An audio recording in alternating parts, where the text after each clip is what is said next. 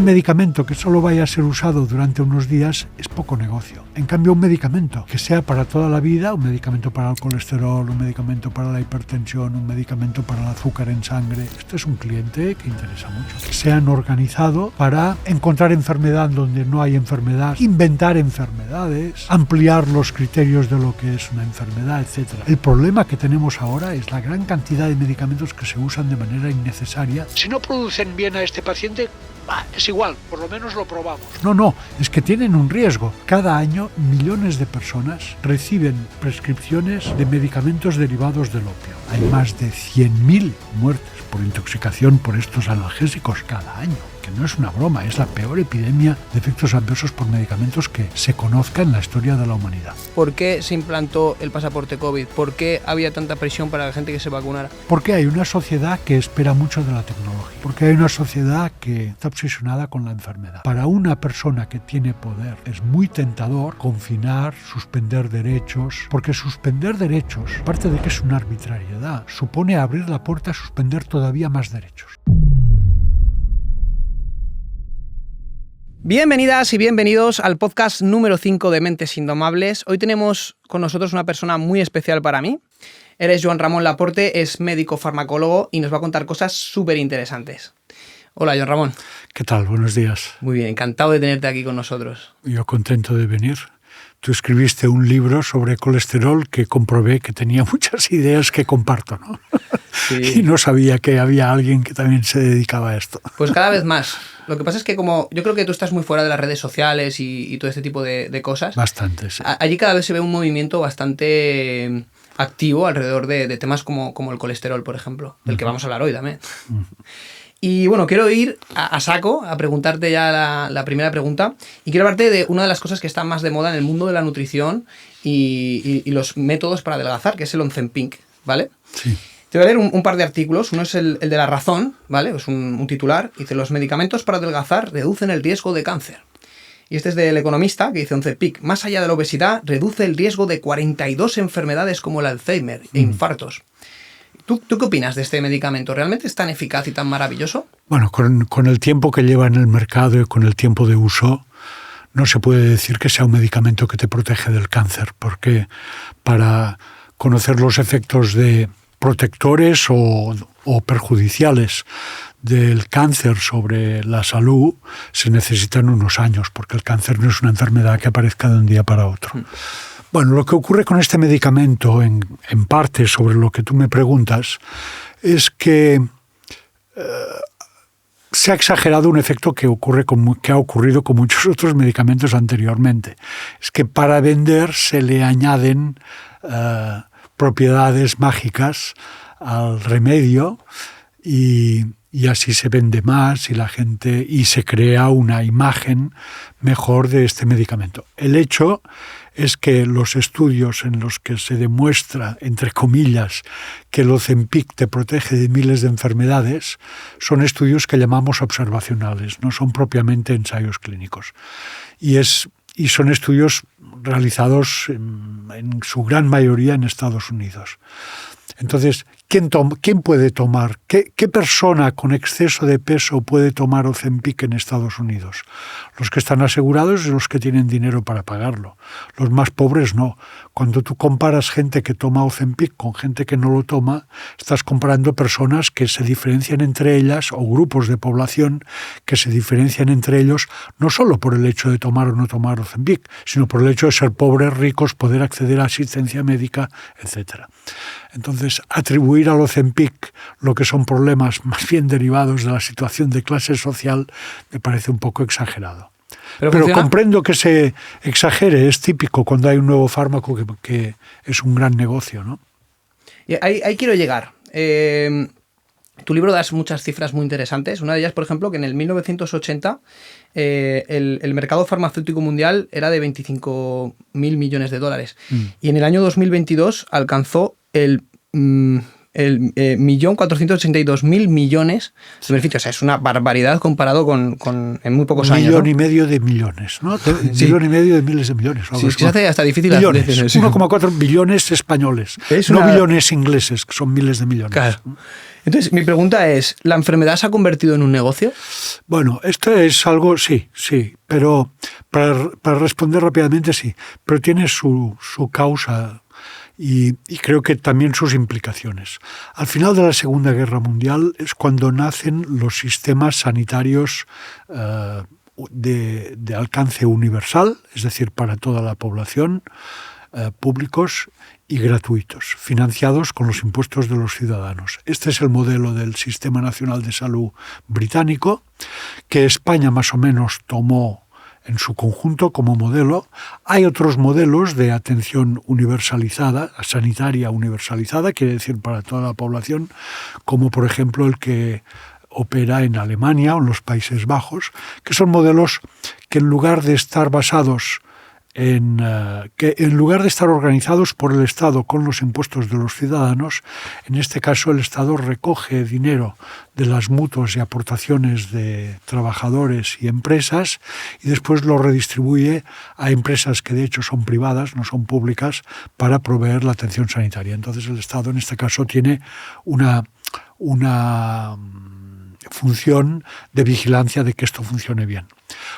En todo caso, después de la Segunda Guerra Mundial se generalizan los sistemas sanitarios en Europa, en Australia, en otros países, no en Estados Unidos, y esto es una gran conquista social. Pero a la vez abre unas posibilidades enormes de mercado.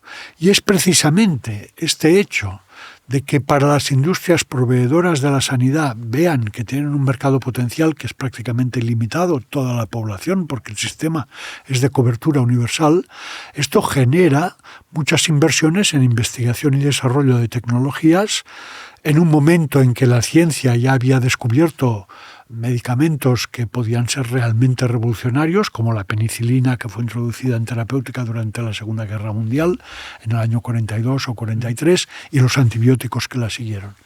Entonces, se pasa de hace ya mucho tiempo, hace 80 años, de una reivindicación de acceso a los medicamentos, a la situación actual que es un exceso de medicamentos.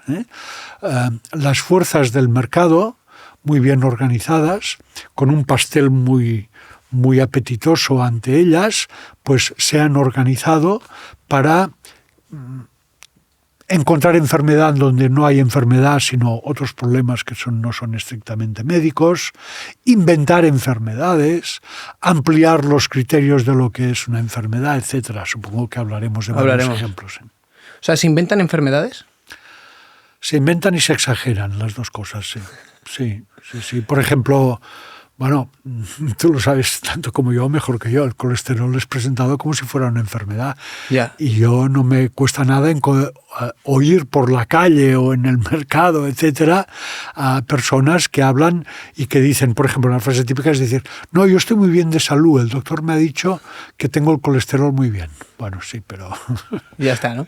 Y lo heavy es que cuando tú tienes el colesterol alto y sobre todo ese maléfico LDL, lo que hacen es darte una pastillita que te mejora el parámetro y los médicos se quedan tranquilos, ni siquiera te preguntan qué es lo que estás comiendo, cuál es tu situación, o sea, es como un parche, ¿no? Los laboratorios muy contentos también, porque a la persona a la que le dan una pastillita para el colesterol es potencialmente un cliente para toda la vida.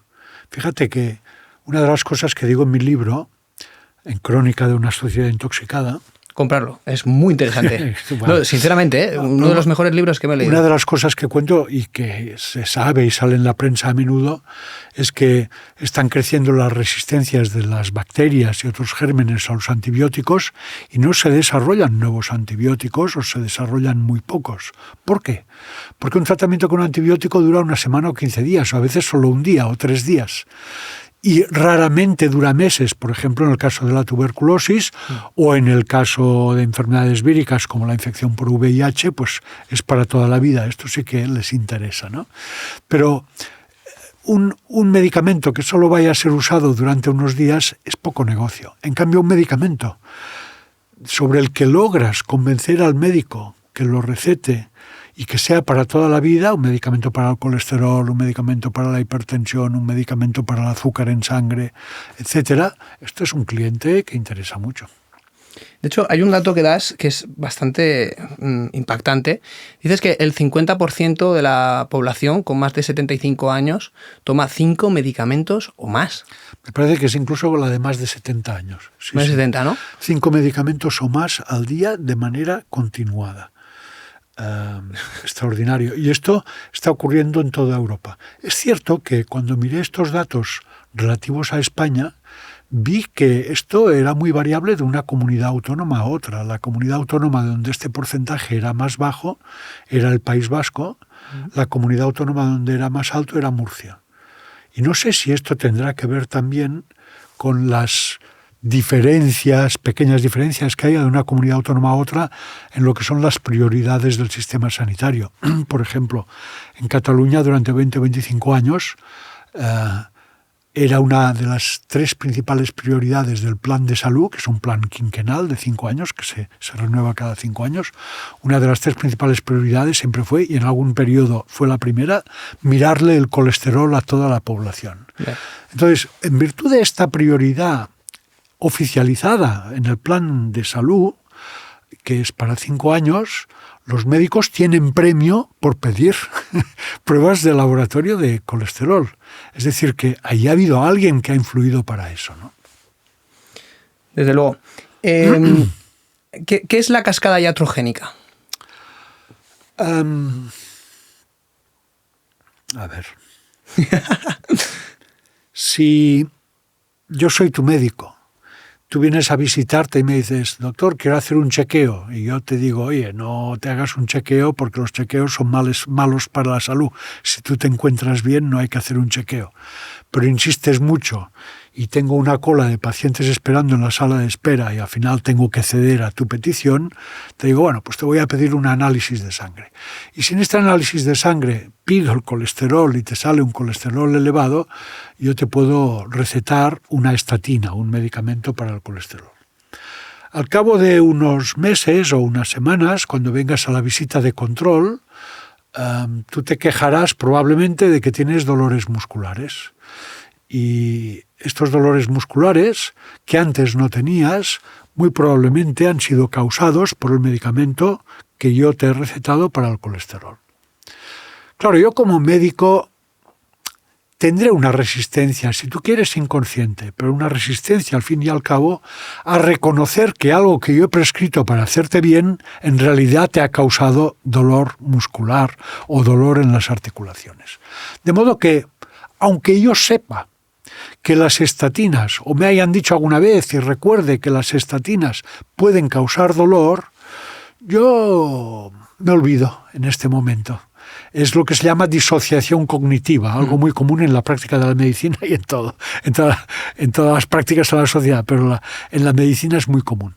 De modo que yo, en lugar de retirarte o ajustarte la dosis del medicamento del colesterol, te daré un medicamento para el dolor. Y puede que te dé, por ejemplo, tramadol, un derivado del opio, que te puede dar somnolencia, te puede dar problemas cognitivos, puede que a ratos no ligues el pensamiento bien, etc. Y esto puede originar que vengas y digas, oiga, no me encuentro bien de esto, y yo te dé algo para estimular tu función cognitiva. Entonces vamos haciendo un círculo vicioso que se va sobrecargando, es esta cadena iatrogénica. Iatrogénico quiere decir iatros, médico, génico, el origen de, es algo producido por el médico, causado por el médico. Y el médico a veces causa daño, generalmente lo puede causar recetando medicamentos peligrosos y que desgraciadamente los datos en España indican que son innecesarios en más de la mitad de los casos. Y bueno, entonces es esta cascada. El médico, en lugar de reconocer el efecto adverso causado por el medicamento, te da un medicamento. Un caso muy común con las estatinas, por ejemplo, es el de la diabetes. Yo calculo que en España, mira, me he apuntado esto antes de la entrevista porque pensaba que datos, me gustan los datos. ¿Te gustan los datos? Pues mira, en España cada año aproximadamente 1 millón de personas inician tratamiento con estatinas. Mucha gente. No es que lo inicien por su cuenta porque ellos quieren, sino porque el médico les dice, te voy a prescribir una estatina. Y se calcula que en estos medicamentos van a causar diabetes en 1 de cada 255 personas tratadas. Pero es una prevalencia enorme. Es muchísimo, porque la diabetes no es una broma. O sea, no es que te vayan a causar un granito que se te va a pasar en una semana. No, es diabetes. Entonces ya entras en una cascada iatrogénica grave, porque si te diagnostican diabetes te van a recetar medicamentos para la diabetes, etc. Yo me pregunto, ¿cuántos casos de diabetes, una enfermedad que crece como la espuma en nuestra sociedad, cuántos casos de diabetes son atribuibles al uso de medicamentos para el colesterol y podrían haber sido evitados? Muchos de estos casos, la mayoría, podrían regresar, podrían desaparecer la diabetes si se retira el medicamento para el colesterol. Pero se da otro medicamento. Se da otro medicamento, o varios, porque cuando entras en la diabetes ya entras en un mundo complicado. Sí, de una degeneración importante. Eso me hace pensar ahora, que en el libro yo leí hace poco que decías como que los efectos secundarios de los medicamentos es la tercera causa de muerte en el mundo. Entonces, claro, que decía eso, que al final todos los medicamentos tienen un efecto secundario, no son balas mágicas, ¿no? ¿Cómo se podría mejorar todo esto? Bueno, a ver, primero, son la tercera causa de muerte en el mundo. Esto es difícil decirlo. Se sitúan en número de muertes justo por debajo del cáncer y de las enfermedades cardiocirculatorias. Entonces están los efectos adversos de los medicamentos. Pero eso no te lo dicen las estadísticas de los certificados de defunción, porque los medicamentos te pueden causar enfermedad, incapacidad o la muerte directamente, pero no por una clínica, una enfermedad que digas, esta enfermedad es de medicamento. Las estatinas, como decíamos, pueden causar diabetes, pero es una diabetes igual que otra diabetes que no sea causada por estatinas. Quiero decir que los medicamentos pueden causar cualquier enfermedad común. Hay medicamentos que te aumentan el riesgo de cáncer, especialmente de cáncer de mama en mujeres, por ejemplo, las hormonas para la menopausia, etc. Hay medicamentos que te causan ictus, porque han causado hipertensión o porque causan hemorragia y tienes una hemorragia cerebral. Hay medicamentos que te causan infarto de miocardio. Hay medicamentos que te causan neumonías o que aumentan el riesgo de padecer estas enfermedades. Claro, todo esto suma un montón de casos. Y de estos casos, un montón son mortales. Y podemos decir que en España, por lo menos, solo en hospitales hay por lo menos 18.000 muertes causadas por efectos adversos de medicamentos. Este es un número de muertes parecido al número de muertes causados por la enfermedad de Alzheimer, por ejemplo, según los certificados de defunción. Pero estas 18.000 muertes causadas por medicamentos en hospital están consignadas, certificadas como muerte por infarto de miocardio, por ictus, por hemorragia, por infección grave, etcétera, que pueden ser causadas por estos medicamentos. Por eso, yo prefiero decir que los medicamentos son una de las principales causas de enfermedad, incapacidad y muerte, que el número de muertes causadas por medicamentos es inferior al número de muertes causadas por el cáncer o causadas por enfermedades del corazón o circulatorias, pero superior al número de muertes causadas por la diabetes, por la enfermedad obstructiva crónica, la bronquitis crónica, por mucho más, pero muchísimo más que los accidentes de tráfico y más que la diabetes, ¿no? Es muy interesante, desde luego. Has mencionado el tema de las anticonceptivas en las mujeres y es un tema bastante escabroso porque yo he leído que realmente tiene unos efectos secundarios bastante grandes para lo que es, ¿no? Para que al final es... Y como que muchas veces tú vas al médico y a nada que tienes algo de acné o mujeres muy jóvenes, lo primero que se hace es, toma la pastilla. ¿Realmente es tan eficaz? ¿No? Bueno, mujeres jóvenes que van al médico por acné, antes de la pastilla contraceptiva les recomiendan otras cosas, que son igualmente o más peligrosas todavía. Vale. Y en España esta es una práctica muy extendida y realmente muy peligrosa. Respecto a los contraceptivos, bueno, yo quizás que soy de otra época. yo viví en directo, digamos, la aparición, el nacimiento de los contraceptivos hormonales, que en aquella época, en los años 60, fue saludado en todo el mundo como con una revolución de costumbres, y por primera vez, de manera masiva, se separaba el sexo de la reproducción. Y eso, que ahora parece algo muy natural, pues entonces era una grandísima novedad, que además la vivíamos de una manera especialmente, podríamos decir, histérica o obsesiva, porque aquí vivíamos en el franquismo y estaban prohibido, la contracepción estaba prohibida, en principio, y ya está. Hoy en día hay muchos métodos contraceptivos, pero que no son hormonales. Pero en el mundo dominan todavía los contraceptivos hormonales. Y en España mismo hay millones de mujeres que consumen los contraceptivos hormonales. Estos medicamentos ya se sabe desde el principio que son medicamentos que, primero, son hormonas, pueden alterar el funcionamiento de los tejidos como cualquier hormona, y las hormonas femeninas, los estrógenos y progestágenos que constituyen los contraceptivos, alteran el funcionamiento del tejido mamario, del tejido uterino y del ovario. De manera que pueden causar alteraciones ahí, pueden causar cáncer y pueden causar otros problemas. También alteran la circulación de la sangre y pueden causar trombosis.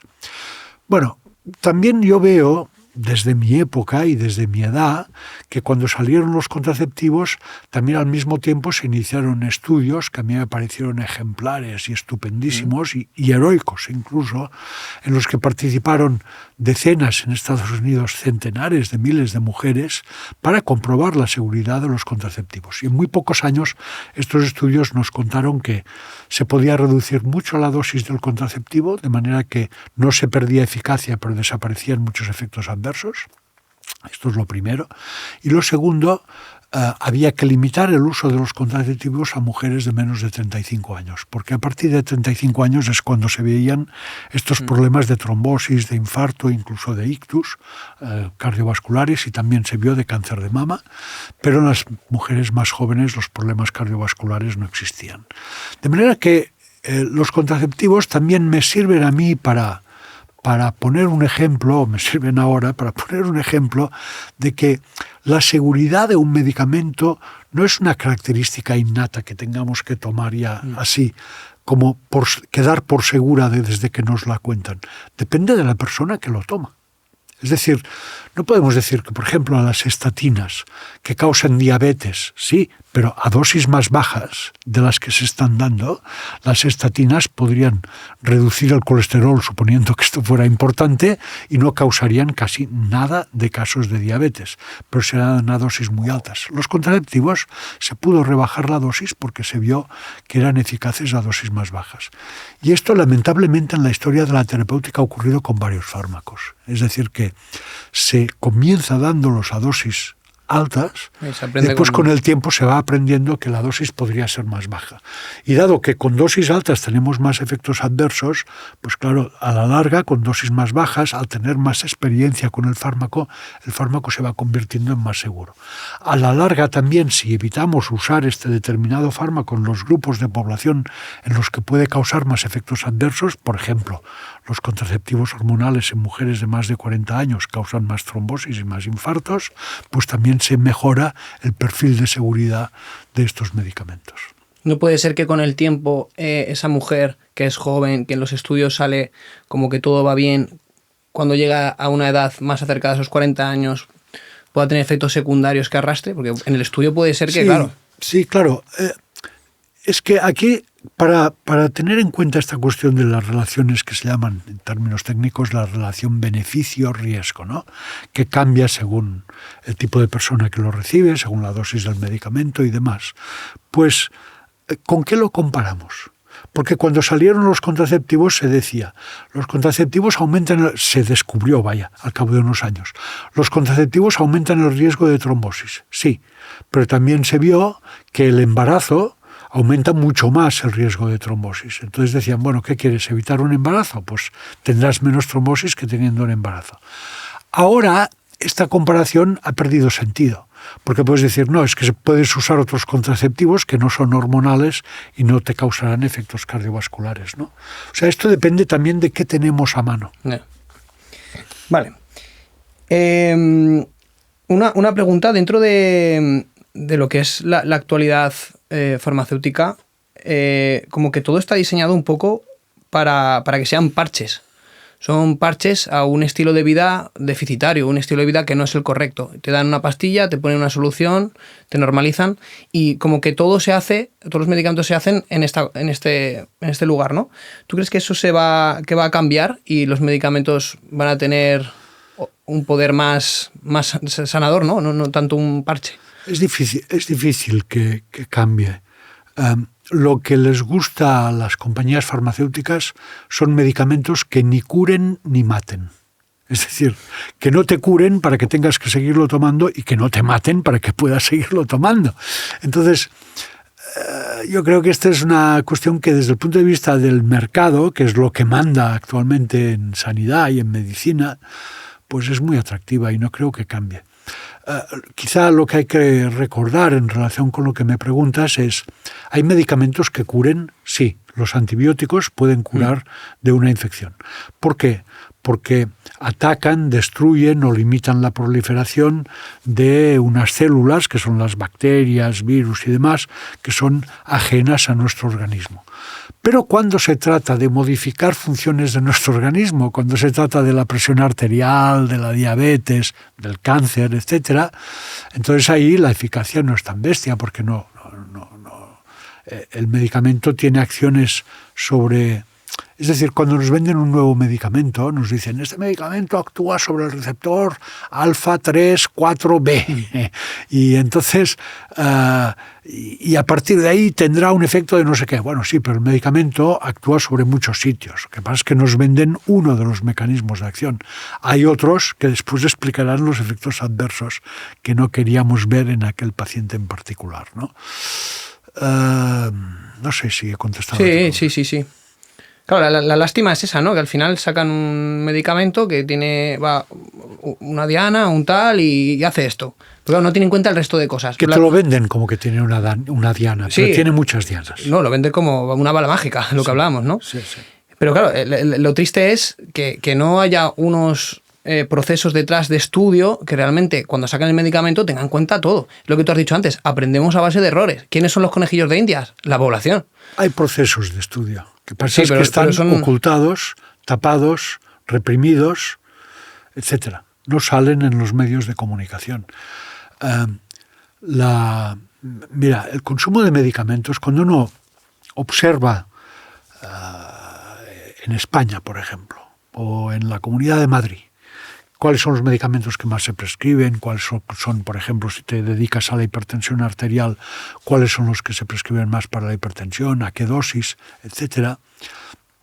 Todo eso, en el fondo, expresa las esperanzas y las creencias de una sociedad en la tecnología, en este caso la tecnología farmacológica, ¿no? Bueno, es algo parecido a lo que ocurrió durante la pandemia. Y lo que estoy viendo que se dice de la pandemia cuando se celebró hace pocos meses el 5º aniversario de los confinamientos. La tecnología nos va a salvar de todo. Entonces se nos dice que la gran victoria de la pandemia fue que tuvimos una vacuna en cosa de 12 meses y este fue un gran triunfo de la ciencia. Bueno, la pandemia no pasó por la vacuna. No se pasó por la vacuna, no se superó por la vacuna. Se superó por la propia dinámica de las pandemias, ¿no? De hecho, hubo más muertes después de la vacuna que antes de la vacuna, aquí en España mismo.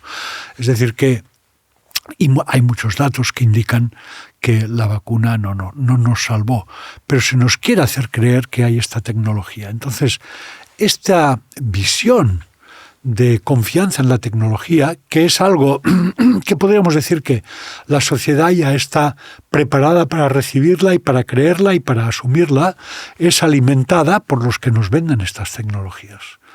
Entonces, si tú quieres llegar más cómodo de tal sitio a tal otro, te dirán, este modelo de automóvil es el más cómodo y el mejor, pero no te cuentan todos los problemas de este automóvil, te dicen que esto corre más. En temas de salud es lo mismo. Es decir, las soluciones a menudo no tienen que ser técnicas, tienen que ser soluciones de conocimiento, soluciones de solidaridad, soluciones de democracia.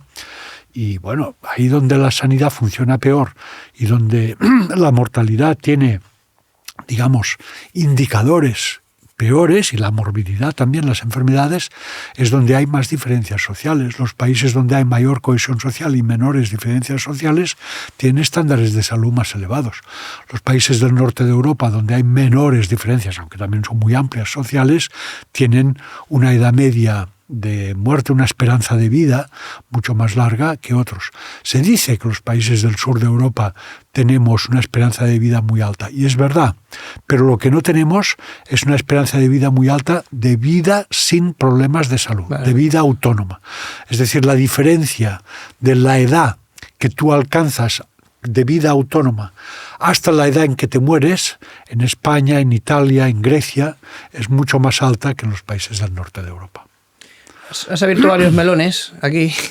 Me gustaría hablar un poquito del COVID después, pero es curioso, yo siempre hablo de que al final estamos alargando la muerte muchas veces con los medicamentos, porque vivir 10 años en una residencia, en una silla de ruedas, con Alzheimer, sin ni siquiera reconocer a tu familia, para mí eso no es vivir, eso es sobrevivir. Bueno, el que no tenga Alzheimer muy avanzado y tenga capacidad de pensar, te dirá que esto lo matizará, porque a pesar de que no se encuentre bien, quiere vivir más tiempo. Sí, pero hay gente que vive muchos años, o sea, que es lo que digo, o sea, no viven, están sobreviviendo.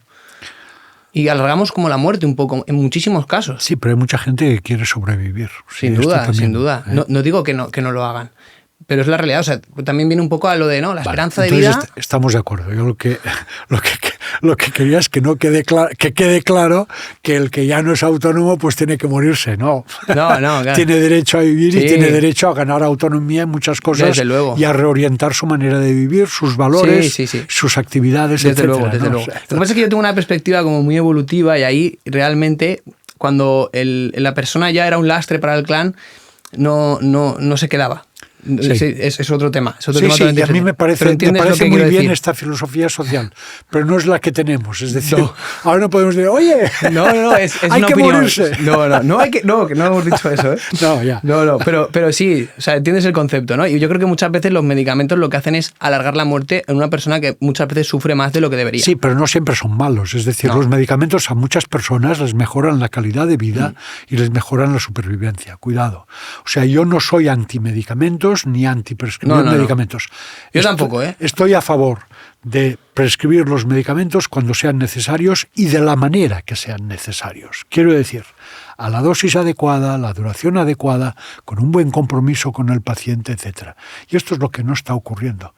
El problema que tenemos ahora es la gran cantidad de medicamentos que se usan de manera innecesaria, como si, mira, si no producen bien a este paciente, es igual, por lo menos lo probamos. No, es que tienen un riesgo. Tienes que estar seguro de que el medicamento va a mejorar. Y seguro no vas a estar nunca. Entonces es una cuestión que yo veo que no es lo más importante en la práctica clínica de los centros de salud, etcétera, es el seguimiento de los pacientes. En España, cada año millones de personas reciben prescripciones de medicamentos derivados del opio. No son una broma, son similares a la morfina, son medicamentos que pueden ser analgésicos muy útiles, muy eficaces en ciertos casos, pero hay que tener mucho cuidado. Pueden producir insuficiencia respiratoria, la muerte por depresión respiratoria, etcétera, y pueden producir dependencia y a veces pueden producir los problemas que han causado en Estados Unidos, donde hay más de 100.000 muertes por intoxicación por estos analgésicos derivados del opio cada año, más de 100.000, que no es una broma, es la peor epidemia de efectos adversos por medicamentos que se conozca en la historia de la humanidad.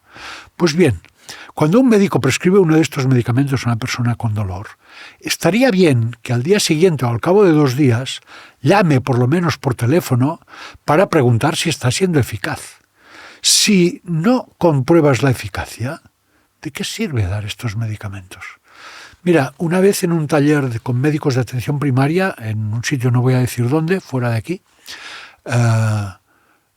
me presentaron casos clínicos de personas que tomaban muchos medicamentos y me decían, ¿tú nos puedes recomendar qué es lo que se le puede quitar a esta persona? Bueno, había muchas que eran casi todas mujeres, polimedicados, decimos, ¿no? Que tomaban más de 10 medicamentos simultáneamente. Y muchas de estas tomaban un analgésico de estos derivados del opio. Y cada vez le preguntaba yo al médico, ¿le mejoró el dolor? La respuesta fue siempre, no lo sé. ¿Por qué lo sigues prescribiendo? ¿Por qué lo sigues recetando si no sabes si... Se puede correr un riesgo, pero a cambio de una eficacia. Si no hay mejora, más vale retirar el medicamento. Que antes la medicina era muy diferente, ¿no? Ahora es simplemente saber qué tengo que dar ante una sintomatología o un... Sí, ha habido, también por la influencia del mercado, ha cambiado la práctica de la medicina. Y cada vez se ha invitado más al médico a tratar las etiquetas diagnósticas que trae aquella persona, pero no a tratar a la persona. Es muy diferente. Mira, por ejemplo, tú habrás oído hablar del caso en que alguien te dice, el médico de familia o la médica de familia ha intentado retirar el medicamento que me había prescrito el especialista del hospital. Yo le he dicho, doctora, esto no me lo quite, que me lo ha recetado la especialista. Bueno, la especialista de tu corazón habrá visto tu corazón con todo detalle, pero a ti no te conoce. Esta es la verdad. O habrá visto tu incontinencia urinaria, o habrá visto tu insuficiencia renal, o habrá visto este problema concreto. Pero la persona la ve el médico de familia. Y es el médico o la médico de familia quien debería tener, en mi opinión, la última palabra sobre los medicamentos que toma aquel paciente. Y además, no la única palabra como un poder, una orden, algo que le confiere poder. No, la última palabra para hablar con el paciente, con aquella persona, de lo que le puede convenir y lo que no le puede convenir. Entonces, la medicina, desgraciadamente, ahora mira los diagnósticos. Se sienta ante la médica o el médico una persona que tiene un antecedente de infarto de miocardio, tiene diabetes y además tiene enfermedad pulmonar obstructiva crónica, solo con estas 3 cosas. Y con estas 3 cosas, si ha pasado por especialistas hospitalarios, cada uno de los especialistas hospitalarios, el del infarto le habrá cascado 4 o 5 medicamentos a la vez. El de la diabetes le puede haber cascado 2 o 3 fácilmente, etcétera, etcétera. Todo esto es una cantidad de medicamentos y a eso le llaman medicina basada en la evidencia, como si fuera algo muy científico, muy preciso, muy evidente. Y la medicina no es evidente. La investigación en astrofísica tiene un poder predictivo enorme. Cuando los astrofísicos te dicen este planeta, esta estrella se va a mover así o tal, fallan casi nunca. En biología y en medicina, la medicina es derivada de la biología, el poder predictivo es muy bajo. Eso quiere decir que cuando a uno le diagnostican diabetes, bueno, ya veremos si va a ser una diabetes más o menos grave. No todas las diabetes son lo mismo. Hoy en día al médico le están diciendo, el protocolo dice que en caso de diabetes tienes que hacer esto o lo otro. Pero hay muchas diabetes que son puramente químicas, no clínicas, que tienen la glucosa elevada o la hemoglobina esta relacionada con la glucosa, se llama la hemoglobina glicosilada, la tienen elevada, pero no tienen síntomas, no tienen más ganas de hacer pipí, no tienen más sed, no se cansan fácilmente, no tienen síntomas de diabetes y les diagnostican una diabetes. Esto no es lo mismo que el diabético, la persona con diabetes grave que necesita regular su glucosa porque le cambia muy, muy rápidamente y demás. O el mismo diagnóstico de depresión, es una etiqueta estupenda para los industriales que te venden medicamentos para la depresión. Pero la depresión cada uno la entiende, bueno, desde una mera tristeza hasta una depresión melancólica grave. Y hoy en día, desgraciadamente, muchas personas van al médico, por ejemplo, adolescentes, con una ruptura amorosa, una primera o segunda ruptura amorosa, que están tristes y van a pedir un medicamento para su depresión y para su tristeza. Esto no es una enfermedad. Esto es malestar, el malestar de la vida, pero no es una enfermedad.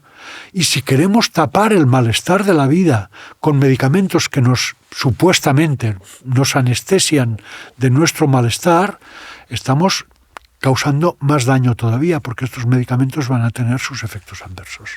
Creo que has dicho como que realmente hay un sobrediagnóstico de depresión.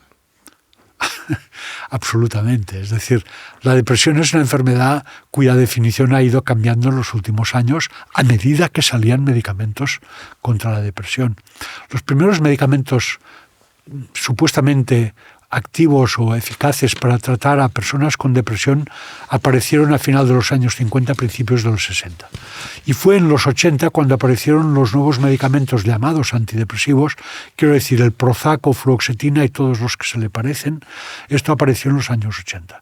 Y coincidió con esto el hecho de que se ensanchara el diagnóstico de la depresión. Por ejemplo, estar triste y tener síntomas de depresión, es decir, pocas esperanzas, poca energía para vivir la vida, etc., a causa de la muerte de un ser querido, no era considerado una enfermedad, era considerado un malestar propio de la vida, ¿no?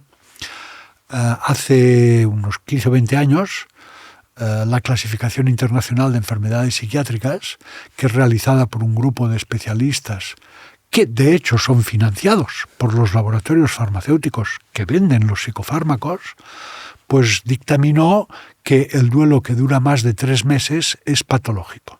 Si tú 3 meses después de la muerte de un ser querido, o de la pérdida de una pareja, o de cualquier ser querido, tienes todavía síntomas de tristeza, esto puede ser patológico. En fin, esto yo creo que no es común. Una persona que tiene un duelo que le dure más de 3 meses, hasta el punto de llorar cada día y demás, quizá no es común, pero ocurre.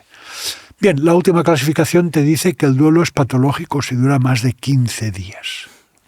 La próxima vez que revisen la clasificación, ¿qué será? 2 horas. Solo podemos estar tristes. Claro, yo lo que creo que sería una enfermedad es no sufrir duelo por la muerte de un ser querido o por una pérdida. Esto significaría que algo pasa ahí, que no hay, que los afectos están tocados, ¿no? Y se convierte en enfermedad lo que es una reacción normal. Esto, en el caso de la depresión, es muy típico.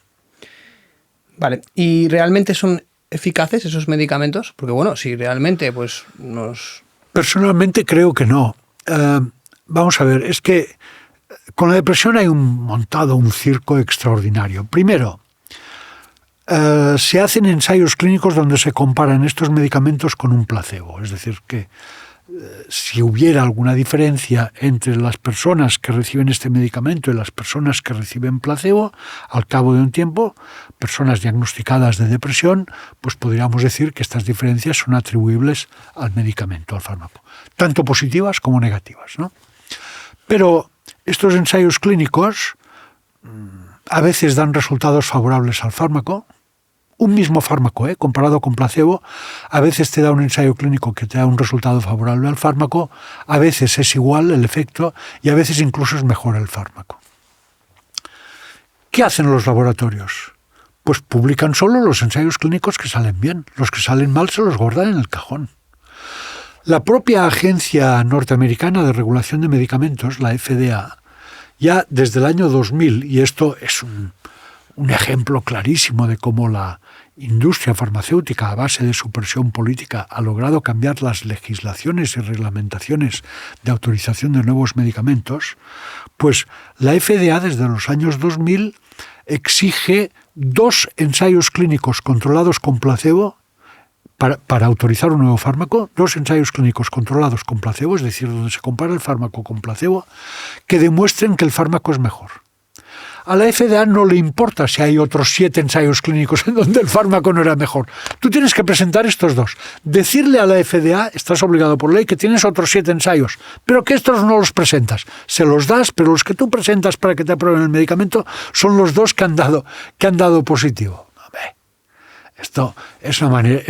Y a esto le llaman ciencia, medicina basada en la evidencia, etcétera, cuando no tiene nada de ciencia y no tiene nada de evidencia. Al contrario, la evidencia es que no se sabe si el medicamento es superior al placebo. Pero bueno, aparte de eso, la manera como se mide si una persona está más o menos deprimida en un ensayo clínico es muy arbitraria y muy discutible. Por ejemplo, en las escalas de depresión más utilizadas en los ensayos clínicos, bueno, tú puedes tener una puntuación, ¿no? En la más usada de Hamilton se llama, a partir de 23 puntos se considera que tienes depresión ya moderada y más arriba, pues depresión más grave. Bueno, en esta puntuación, si tú tienes ganas de suicidarte o te pasa por la cabeza suicidarte, esto da 4 puntos. Si tú tienes insomnio, esto también da 4 puntos. Joder, no sé. En algunas personas con depresión el insomnio puede ser muy importante. Pero claro, darle los mismos puntos a todas las personas con los síntomas que tienen de depresión es algo muy complicado y demasiado atrevido, en mi opinión, ¿no? De hecho, esta escala tiene lo que llaman diferentes esferas o campos.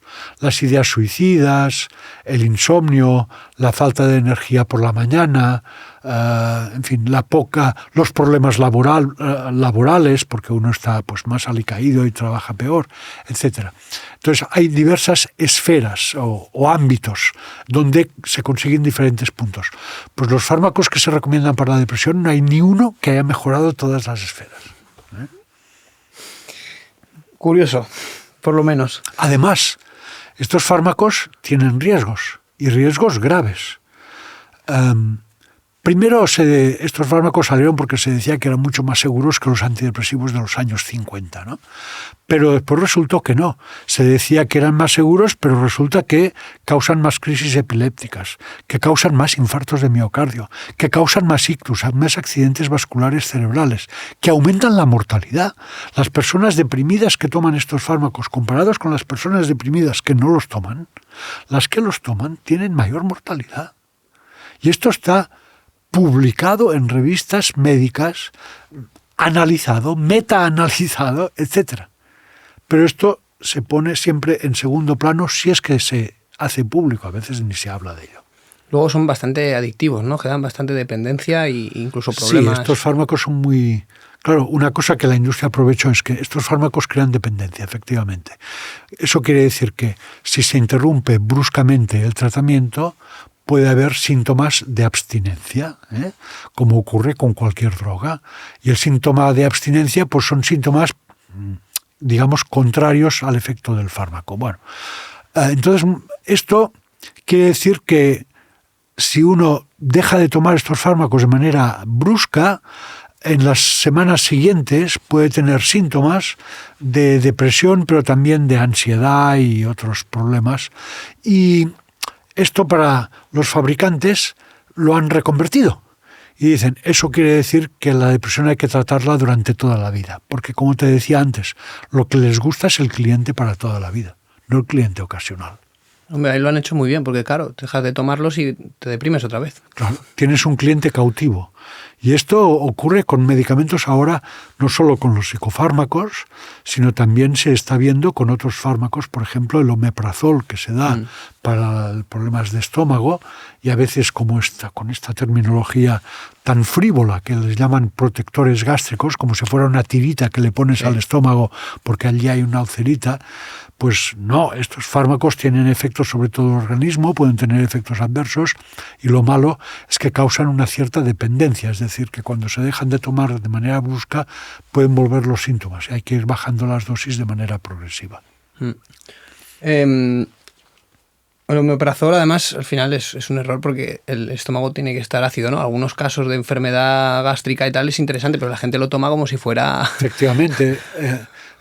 Bueno, lo has dicho bien, es decir, cuando el estómago tiene acidez, esto es un rasgo evolutivo que tenemos que nos protege, ¿no? Porque todo lo que comemos, lo que tocamos, cuando lamemos los dedos, etcétera, y ahora me acabo de meter 1 millón de bacterias en la boca, y estas bacterias pueden ir para abajo, pero cuando llegan al estómago el ácido se las carga. Es decir, que la acidez gástrica es una barrera que nos protege de muchas enfermedades infecciosas. Y de hecho, el primero, me parece recordar, de los efectos adversos potencialmente graves que se documentó con el omeprazol ya hace muchos años, fue las diarreas. Porque claro, si tú no tienes la barrera de protección ácida, estas bacterias después te pueden causar infecciones intestinales, ¿no? Después se descubrió que la gente que recibe omeprazol tiene más pulmonías, más neumonías, ¿no? Y también porque las bacterias que pasan, pues mira, pueden llegar a cualquier parte del organismo porque no hay la barrera de protección gástrica. Esto, en mi opinión, fue un problema durante la epidemia de COVID. ¿Sí? Sí. ¿Unas faltas de pH, correcto? Bueno, había estudios tremendos en donde se comparaba omeprazol, la gente que tomaba omeprazol con la que no lo tomaba, mucho más alto, ¿no? Y la incidencia de COVID y también la mortalidad por COVID era mucho más alta en las personas que tomaban omeprazol. Curiosamente, en España, bueno, un paréntesis, hay varios fármacos aparte del omeprazol que te aumentan el riesgo de neumonía. Por ejemplo, los analgésicos derivados del opio, porque te producen depresión respiratoria, ventilas menos el pulmón se airea menos y se limpia menos. Todos los psicofármacos que te hacen dormir, los medicamentos para el insomnio, los medicamentos para la ansiedad, los que llaman antipsicóticos mal llamados, los neurolépticos, que también se dan con mucha frecuencia a personas de edad avanzada. Uno que se llama pregabalina, la lírica, muy popular en España, el sexto en ventas, me parece, en el sistema de salud, y la gabapentina, un primo hermano de la pregabalina, todos estos aumentan el riesgo de neumonía. Te lo multiplican por 2, por 3 o por 4. Los antipsicóticos, por ejemplo, por 4. Los derivados del opio por 4. La pregabalina, la gabapentina por 4. Entonces, ¿cuál es el problema? Que en las residencias en España la gente está atiborrada precisamente de estos fármacos. Y durante la pandemia me cuidé mucho de hacer correr un informe que preparé en unos días y que fue mejorando, y que fui cambiando y mejorando y añadiéndole datos a las autoridades sanitarias de varias comunidades autónomas y de donde podía, diciéndoles, mirad de retirar medicamentos de estos a las personas que están en residencias, porque en un ambiente cerrado, cuando entra el virus, si estás tomando esto, la probabilidad de neumonía y de morirte de la neumonía es mucho mayor, ¿no? Por 4. Mira, en Murcia, que como te decía antes, tiene algunos indicadores que no son los mejores como sistema sanitario, comparado con otras comunidades autónomas, es donde hubo menos mortalidad en las residencias de personas mayores. ¿Por qué?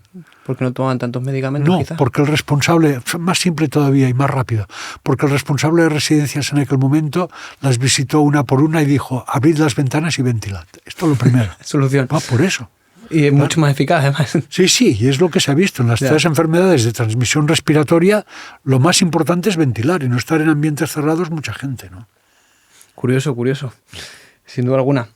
En aquella época, en la del COVID, bueno, pues tú te postulaste alrededor de las vacunas y, bueno, pues fuiste al Congreso y estuviste explicando un poquito tu opinión y fuiste muy criticado, muy señalado en aquel momento, que me gustaría hoy que la gente que te criticó, que seguramente pensaría otra cosa, ¿no? Porque... Bueno, los que criticaron, y no pienso específicamente en nadie, en general, los que, digamos, no estaban de acuerdo con lo que yo dije en el Congreso de Diputados, que lo mantengo, 100%, quizá no, ahora tendría una actitud más dura todavía.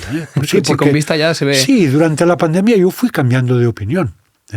O sea, yo no era antivacuna inicialmente, yo decía, mira, los ensayos clínicos han dado resultados muy, digamos, esperanzadores, pero nos quedan unas preguntas por ver, ¿no?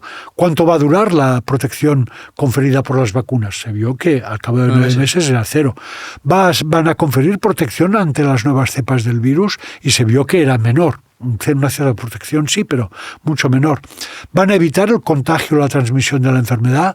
No lo evitaban. Y a pesar de que esto ya se sabía, nos impusieron los pasaportes COVID, que fue un atentado, me parece a mí, a los derechos de ciudadanía. Se decía que era safe and effective, segura y eficaz, lo decían los expertos, directa o indirectamente pagados por el mercado y por el conglomerado médico-farmacéutico. Bien, pues aparecieron efectos adversos graves. Bueno, entonces, ¿qué me preguntabas de las vacunas? Bueno, estamos hablando en general del tema, pero mi pregunta ahora es si realmente... Lo que quería decirte es que todos los que se metieron conmigo o los que no estaban de acuerdo, ahora se han olvidado. Pero todo lo que yo dije se ha confirmado. Simplemente esto.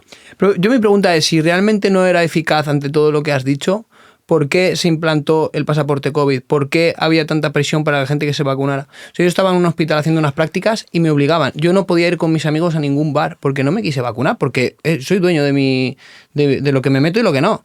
Y fui muy señalado, muy castigado. Y claro, ahora mis amigos me dicen, Juan, ahora lo entendemos, tal, pero en aquella época fue duro. Entonces, ¿por qué hubo tanta presión para hacer eso si realmente no era eficaz? ¿Tú qué crees? Yo creo que el dinero está muy por encima. Si quieres que lo diga yo, lo que tú crees, ¿no? Quiero que me des tu opinión, con tus palabras. Porque hay una sociedad que espera mucho de la tecnología, porque hay una sociedad que está obsesionada con la enfermedad, una sociedad miedosa, no me sale la palabra ahora, pero una sociedad obsesionada con su salud. Después, porque los medios de comunicación... Mira, una de las cosas que he aprendido con la pandemia es que el sistema sanitario no se termina en los centros de salud, los hospitales, los profesionales sanitarios y demás. Los medios de comunicación forman parte del sistema sanitario, de hecho, porque el sistema sanitario y sociedad es más o menos lo mismo, es una parte de la sociedad, ¿no?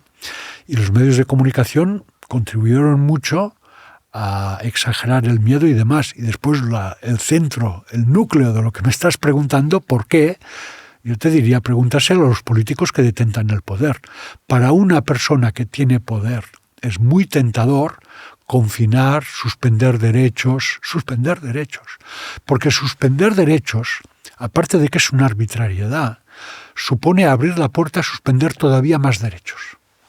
Y esto lo pudimos ver durante la pandemia. De manera que la tentación era grande. ¿Por qué, me preguntas? Pues porque la tentación era grande y porque aquí se comportaron de una manera que podríamos llamar indebida. Yo comprendo muchas reacciones de prudencia, el propio confinamiento inicial en los momentos de mayor nerviosismo, pero lo que lo hicieron durar, la manera como fue decidido, parece ser que por una conversación entre el ministro Illa y el ministro italiano de Sanidad, ¿qué hacemos? No sabemos y tal. En España está pasando lo mismo que pasó en Lombardía al principio, etcétera. Bueno, hay que haber confinamiento. Bueno, pues vamos a hacer confinamiento. Suecia no hizo confinamientos y no tuvieron más muertes que España por habitante. Un poco terrible todo aquello. Pero bueno, vamos. Sí, fue muy terrible. Yo donde más flipé fue cuando obligaron a los niños a vacunarse. Eso fue alucinante. Alucinante. Los niños... Mira, en el primer año de pandemia, en España hubo 27 o 28 muertos menores de 25 años o de 20 años, ahora no recuerdo cuál era el límite de edad, atribuidos a COVID. Después no se subieron más datos por problemas de confidencialidad de los propios afectados, ¿no? Pero con estos primeros 27 o 28 se pudo ver que la mayoría eran niños y niñas y adolescentes con cáncer, leucemia, linfoma, con enfermedades graves tratadas con quimioterapia. Esta gente no murieron de COVID. Murieron con COVID, pero murieron de la enfermedad que tenían y murieron de la inmunodepresión que tenían. No murió, que yo sepa, ni un solo niño que no tuviera un factor de riesgo grave, pero de estos muy graves, que ya se moría de otra enfermedad. Y sin embargo los vacunaron. El negocio es el negocio. ¿Tú has conocido a algún tendero, alguien que venda cosas, que quiera vender menos? No. Es decir, no puedes esperar de la industria que nos salve. Ni puedes esperar de los estados que defienden este sistema económico que hagan cosas en beneficio de la población.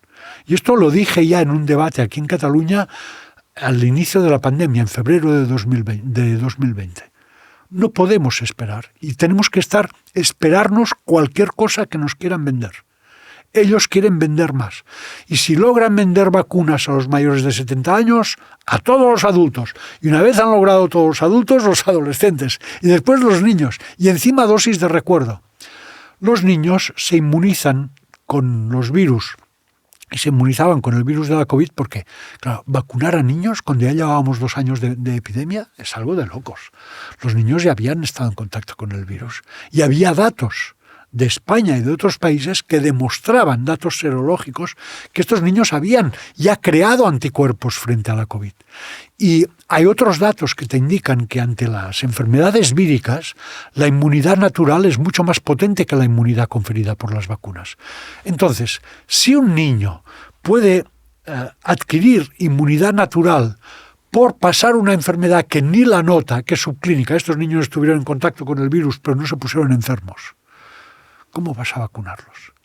Y es más, yo recuerdo que al final de la pandemia aquí en programas de televisión en Cataluña salían los expertos, que eran expertos pringados, diría yo, y con todas las palabras, dicen, no, es que a partir de ahora los niños tienen que vacunarse cada año de la COVID en un brazo y de la gripe en otro. Nunca se habían vacunado de la gripe. Los niños pasan la gripe, pero para ellos la gripe no es un problema como es para las personas mayores. Es una oportunidad para hacer trabajar su sistema inmunitario y darle respuestas.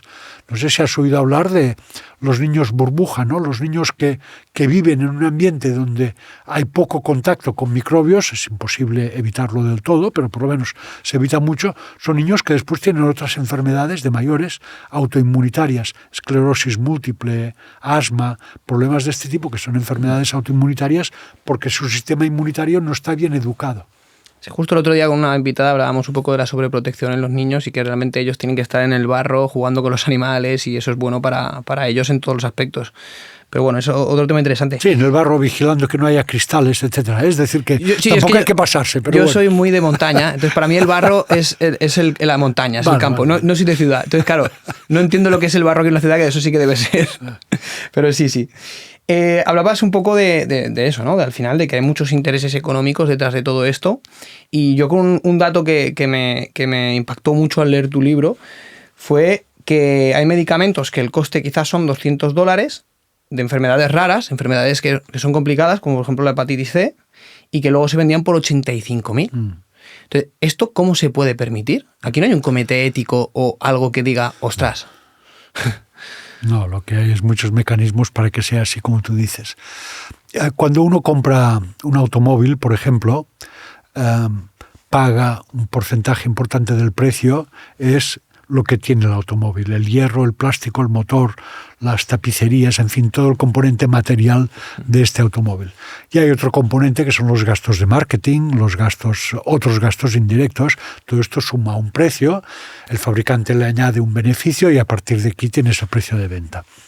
Con los medicamentos, en general, el coste de fabricación es muy bajo. Y hay unos costes imputados en la factura final que son costes de investigación. Bien, esto es un mito en gran parte. Claro que hay unos costes de investigación, indudablemente, pero son costes que han sido muy exagerados. Sería bueno que la legislación obligue a los laboratorios farmacéuticos, cuando solicitan la financiación de un nuevo medicamento, a que presenten las facturas que demuestren cuáles han sido sus costes de investigación y desarrollo del medicamento. Los reales. Los reales. Porque en algunos casos, alguno citabas tú, de 80.000 y unos 200, incluso menos, pues se ha podido ver que los costes han sido hinchados. Por ejemplo, cuando apareció hace unos 10 o 12 años los primeros medicamentos muy activos y muy eficaces para el tratamiento de la hepatitis C, uno que se llama Sovaldi de nombre comercial, Sofosbuvir de nombre genérico, científico, este fármaco fue comercializado a un precio de $84.000. El precio de fabricación se calculaba, era como máximo de $140 y el precio de todo el tratamiento, que dura 12 semanas, es decir, el medicamento más los análisis de laboratorio, no llegaba a los $200. Y sin embargo, se pedían $84.000 por paciente. España acabó pagando 46.000 por paciente, me parece, y fue uno de los países que pagó precios más altos. Este es otro problema, que son las negociaciones secretas, que si quieres hablamos después. Bueno, este medicamento fue desarrollado por una pequeña compañía farmacéutica de un señor que le vendió el medicamento, los derechos sobre el medicamento, a una multinacional llamada Gilead, una multinacional norteamericana. Gilead compró la industria que fabricaba el Sofosbuvir por $11.400 millones, si no recuerdo mal. Millones. 11.400 millones, compró la compañía. Y así compraba los derechos del medicamento. En 6 meses recuperó el coste. En 6 meses vendió Sofosbuvir para recuperar el coste. Entonces, el dueño del pequeño laboratorio que había desarrollado el Sofosbuvir, me parece que fue aquí en una entrevista en Cataluña, le preguntaron, ¿cuánto le costó desarrollar este medicamento? y dijo, me parece que dijo, unos 56 millones de dólares, bueno, pero añadiéndole otros costes no puede pasar de 80 millones de dólares. Se lo compraron por 11.400, el derecho y la perspectiva de mercado, que después fue recuperada. Claro, esto es una exageración. Esto va con algunos nuevos medicamentos. La estrategia, claro, por ejemplo, la industria quiere vender estatinas. Pues te dice que tú tienes riesgo cardiovascular y inicia una campaña para decir que todas las personas de más de 25 años deben tomar estatinas porque un día se van a morir de infarto. Sí, claro. Bueno. Entonces, esta es una manera. Pero después hay otra cosa que son las enfermedades raras o minoritarias. Para estas, ellos saben que no van a tener muchos clientes. Pues ellos buscan clientes, buscan mercado. Y para estas, ¿qué hacen? Pues proponer costes muy altos de los tratamientos para estas enfermedades. Y sobre todo se centran en enfermedades que sean realmente trágicas. Es decir, que un niño no tratado, los padres y la familia saben que este niño va a sufrir y se va a morir en pocos años por esta enfermedad congénita que tiene, ¿no? Y ahí es donde más aprietan. Y aprietan con costes que, ¿de qué derivan? ¿Del coste de investigación? No. ¿Del coste de fabricación? Tampoco. ¿De su valor terapéutico? Tampoco. Derivan de una manera como se establecen los costes en Estados Unidos, que es con el sistema WTP, Willingness to Pay, disposición a pagar. ¿Usted cuándo pagaría por salvar la vida? ¿Tú qué pagarías? La vida, ¿no? Todo lo que tienes. Todo lo que tienes. Pues esta es la pregunta capciosa. Claro, el tratamiento de un infarto de miocardio en el Sistema Nacional de Salud viene a costar unos 5.000 euros. Y esto salva una vida. Y a veces se salva una vida por un coste mucho menor, con algunas vacunas. Pero esto, es decir, los medicamentos no tienen un precio relativo a su valor. Sería como decir, el agua es esencial por la vida y tiene que ser muy cara. No, este no es el argumento. De hecho, en el caso de enfermedades raras, ya te digo, algún tipo de comité o algo que diga, oye, aquí pues realmente lo que deberíamos hacer es abaratar, ¿no? Hay un comité en España que fija los precios, que es un comité mixto de los ministerios de Sanidad, Industria, Hacienda y no sé si alguno más. Y este comité se ha propuesto ahora, pero no sé si se va a cumplir, que antes de examinar la oferta de precio de un laboratorio, se le pida toda la documentación que justifique los costes de investigación, desarrollo y fabricación de este medicamento. Si no están justificados, no. Pero ya verás que eso no se va a cumplir. Porque hay otra cosa que te decía antes de pasada. Sí, en plan, porque hay países... Las negociaciones secretas. Es decir, y esto parece que en el nuevo proyecto de ley del medicamento se prevé que las negociaciones sean secretas. Es decir, se abre la puerta a que el Ministerio de Sanidad no nos diga nunca cuánto ha pagado por un medicamento. Esto a mí me parece muy grave. Porque ¿cómo pueden entonces los hospitales y todo el mundo saber si es mejor el medicamento A, el B o el C para el tratamiento de una misma enfermedad sin saber qué se ha pagado por este medicamento? Sí, eso también lo cuentas un poco en el libro, que al final en cada país un medicamento puede valer una cosa, puede valer otra, sí. Es un poco surrealista todo, ¿no? Y siempre todo alrededor del dinero cuando estamos hablando de hacer medicina para salvar vidas y mejorar la vida de las personas. Y dado que el coste final del medicamento tiene una gran parte de marketing en fin, la diferencia entre el coste real de investigar y fabricar el medicamento y el coste de venta del medicamento es muy grande. Hombre, no es lógico que nosotros paguemos el mismo precio por un medicamento que en Alemania, donde la renta per cápita es del doble que aquí, ¿no? Y sin embargo, España, en algunos casos, ha pagado y paga más que Alemania por el mismo medicamento. Y los laboratorios siempre te vienen a decir, bueno, yo te haré un descuento, pero calladito, no se lo cuentes a nadie. Y esto lo han ido haciendo con cada comunidad autónoma o con cada hospital, el divide y vencerás. La negociación secreta es el terreno abonado para la corrupción. Los ciudadanos no deberían admitir eso. Y el Parlamento, el Congreso de Diputados, debería manifestarse sobre esta cuestión. Desde luego. Bueno, vamos un poco justos de tiempo. Sí. Me queda una pregunta. Una. Y bueno, la verdad que es una pena porque estaría contigo hablando mucho más. Pero te querría preguntar sobre el tema de la finasterida y el minoxidil, que bueno, hemos mencionado un poquito fuera, me contabas que sobre todo el problema está en la finasterida, ¿no? Que realmente mucha gente muy joven y muchas personas, o sea, muchos están tomando este medicamento simplemente por un hecho, al final, estético. Y tú vas al médico, yo tuve un momento de crisis, de caída de pelo, porque tuve una ruptura y se me empezó a caer y digo, ¡buah, me voy a quedar calvo! ¿No tuviste la COVID? Yo lo tuve... Pero la COVID también producía caída de Sí, de pelo. no, pero fue por lo que fue. Pero sí que es verdad que es uno de los síntomas.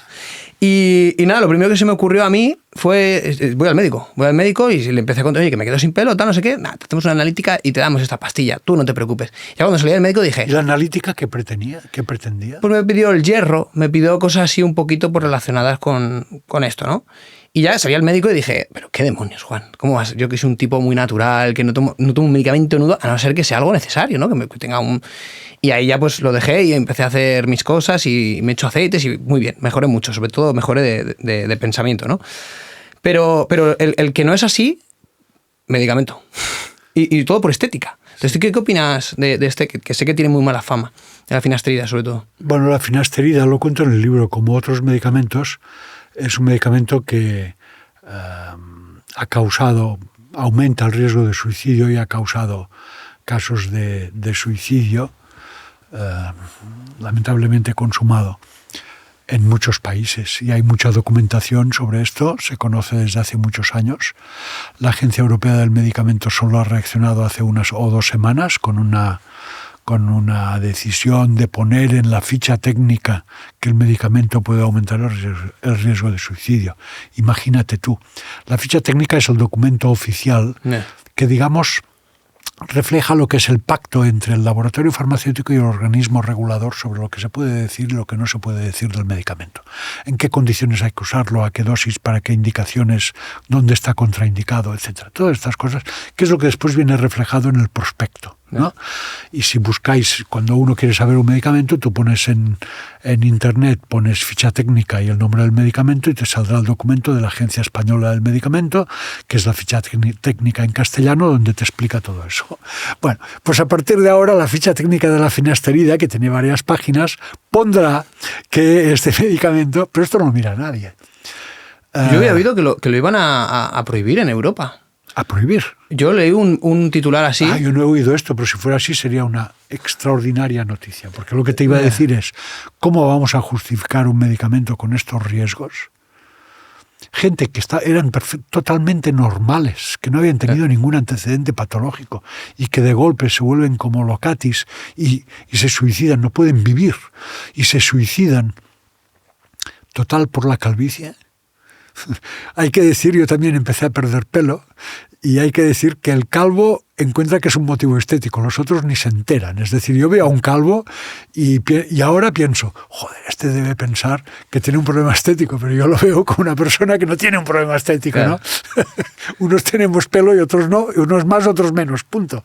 Es la presión social un poco, ¿no? Que está en nosotros. Sí, pero que está en nosotros, es mirarnos a nosotros, porque ves a un calvo y no dices, pobre, este está calvo. No se me ha ocurrido nunca. Ya. Luego también hablan un poco de que baja un poquito la libido, ¿no? Y da problemas. Sí. Da problemas. Bueno, y puede dar problemas. De esto lo publicamos hace 8 o 10 años ya, en el boletín que yo dirigía de información independiente sobre medicamentos. Y bueno, da problemas de libido, da problemas de todo tipo de problemas sexuales, tanto de líbido o atracción, como de erección o de lubricación entre las mujeres, como de orgasmo y postorgasmo, en lo que podemos decir, las 3 fases, por decirlo de alguna manera. Y no es el único problema, es la finasterida, son los antidepresivos como la fluoxetina y parecidos también, o los medicamentos para el acné. Que lo has mencionado antes. Hay adolescentes a los que les dan algún medicamento para el acné, la isotretinoína, y encima un antidepresivo, porque el niño ha perdido a la novia o no sé qué. Esto es un cóctel peligrosísimo. Y en adolescentes. Bueno, Joan Ramón, ¿quieres decir algo para finalizar? No, ha sido un placer. Te he dicho 1:15 y vamos a la 1:15, ¿eh? Muchísimas gracias. Nada, a ti por estar aquí con nosotros. De verdad que recomiendo muchísimo tu libro porque es un golpe de realidad bastante interesante. Gracias. Y ojalá otro día pues tenerte por aquí. Muy bien. Hasta aquí, Mentes Indomables. Espero que os haya gustado este capítulo. A mí me ha hecho mucha ilusión. Y nos vemos en el siguiente capítulo.